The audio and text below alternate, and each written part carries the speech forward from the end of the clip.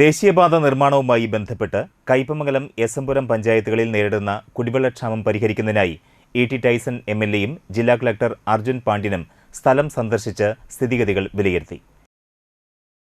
അഞ്ചാമ്പരത്തി മുതൽ കോതപറമ്പ് വരെ ആഴം കൂടിയ സ്ഥലങ്ങളിൽ മണ്ണിട്ട് നികത്തി പൈപ്പ് സ്ഥാപിക്കുന്നതിനുള്ള സൗകര്യവും ഇവിടെ സ്ഥാപിച്ചിരിക്കുന്ന പൈപ്പുകൾ ഒരു ദിവസത്തിനകം മണ്ണിട്ട് മൂടുമെന്നും ദേശീയപാത അധികൃതർ ഉറപ്പു നൽകി.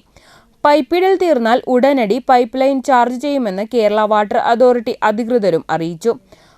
വാസുദേവ വിലാസം വളവിലുള്ള ദേശീയപാത യാർഡ് 2025 ഏപ്രിൽ 15-നകം നീക്കം ചെയ്ത് ഡ്രെയിൻ നിർമ്മിച്ച് പൈപ്പ് സ്ഥാപിക്കാനുള്ള സൗകര്യം ഒരുക്കാമെന്നും ദേശീയപാത പ്രതിനിധികൾ അറിയിച്ചിട്ടുണ്ട്.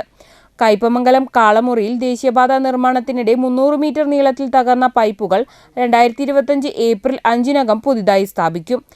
200 mm HDPE പൈപ്പുമായി ഇന്റർകണക്ട് ചെയ്ത് കുടിവെള്ള വിതരണം പുനഃസ്ഥാപിച്ചു നൽകാമെന്നും ദേശീയപാത അധികൃതർ ഉറപ്പു നൽകി. ഇതിന്റെ പുരോഗതി വിലയിരുത്തി റിപ്പോർട്ട് നൽകുന്നതിനായി ഡെപ്യൂട്ടി കളക്ടറെ ചുമതലപ്പെടുത്തി. എസൻപുരം കയ്പമംഗലം പഞ്ചായത്ത് പ്രസിഡന്റുമാരും മറ്റു ജനപ്രതിനിധികളും കേരള വാട്ടർ അതോറിറ്റി അധികൃതരും സന്ദർശനത്തിന് ജില്ലാ കളക്ടറോടൊപ്പമുണ്ടായിരുന്നു.